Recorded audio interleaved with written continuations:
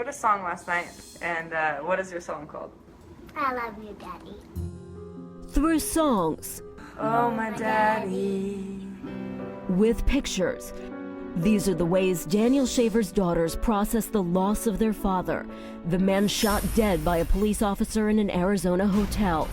But was the person who killed Daniel Shaver a trigger-happy cop or an officer afraid for his life?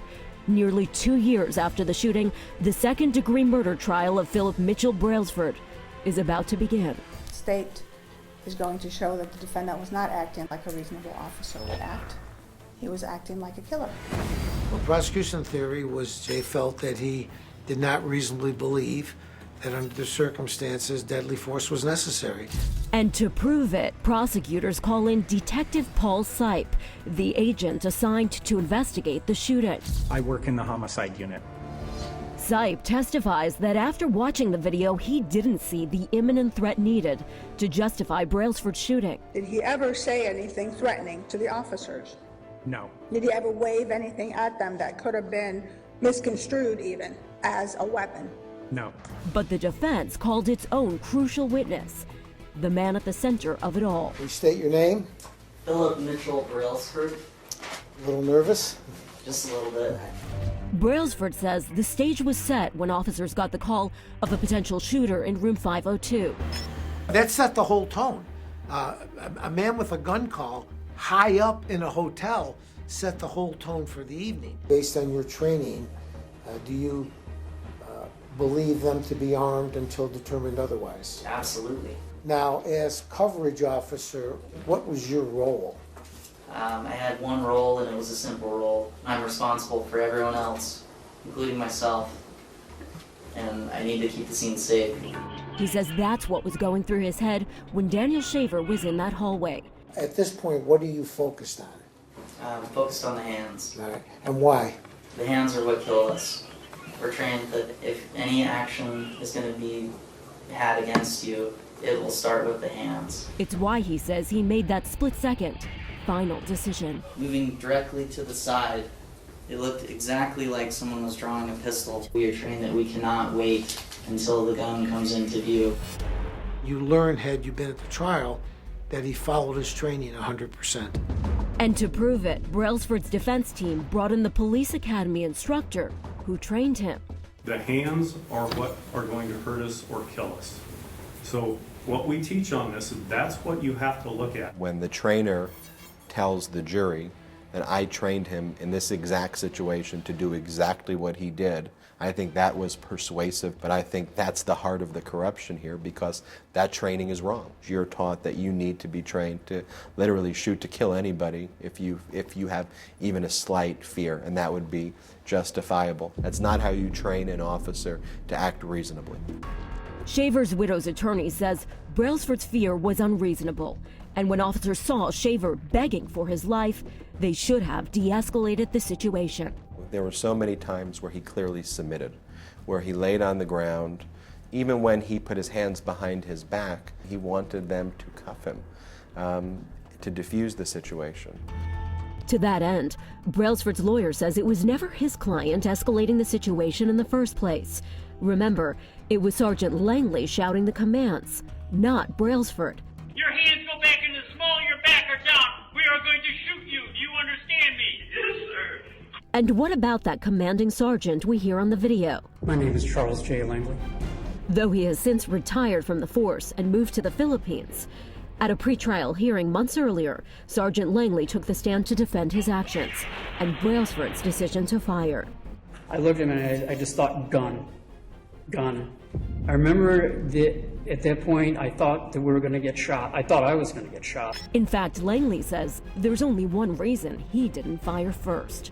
I realized that I can't make the shot because Officer Brailsford is directly in front of me. His conclusion, Brailsford acted as any other reasonable officer would have. I'm going to believe now that he was protecting the team. This is a difficult question to ask someone like you. That movement that your husband made, where he reached his arm back, do you think an officer could perceive it as somebody reaching for a gun?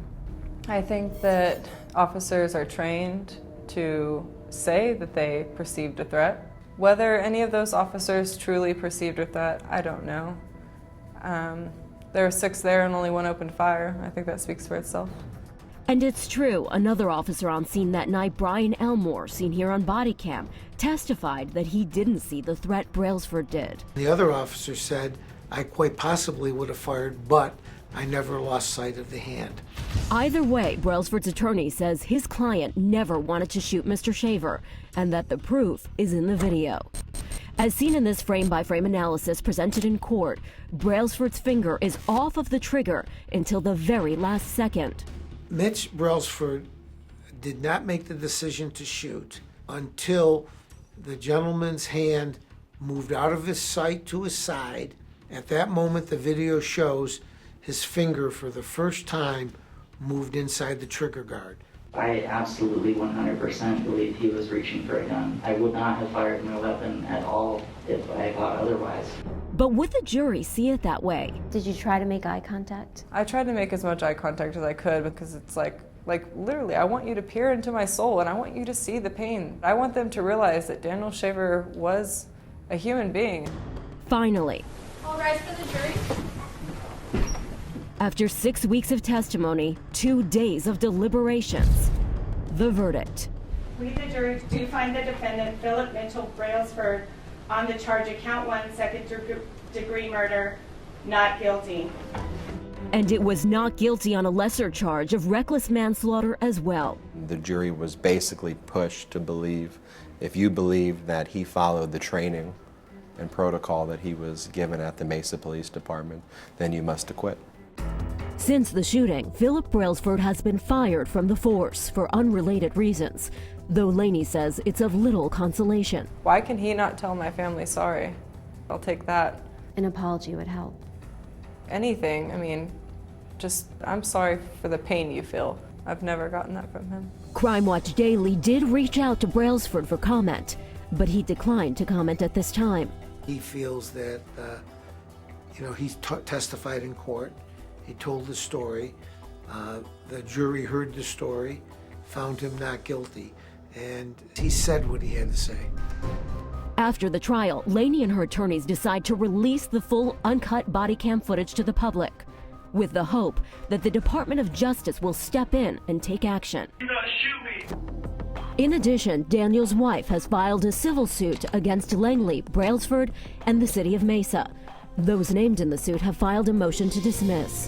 While holding out hope for justice, Daniel's family honors his memory with good deeds, asking others to pay his legacy of selflessness forward. If we can get officers held accountable for unjustified shootings, I think that Daniel wouldn't have died in vain. Now, we want to hear from you. Do you agree with the jury's not guilty decision? Sound off right now on our Facebook page. I'm Chris Hansen. If you like this story, make sure you tune in every day to Crime Watch Daily. You can find where the show airs in your city at crimewatchdaily.com. Watch it live or record it on your DVR and watch it at night. And to all those criminals out there, remember, we are watching.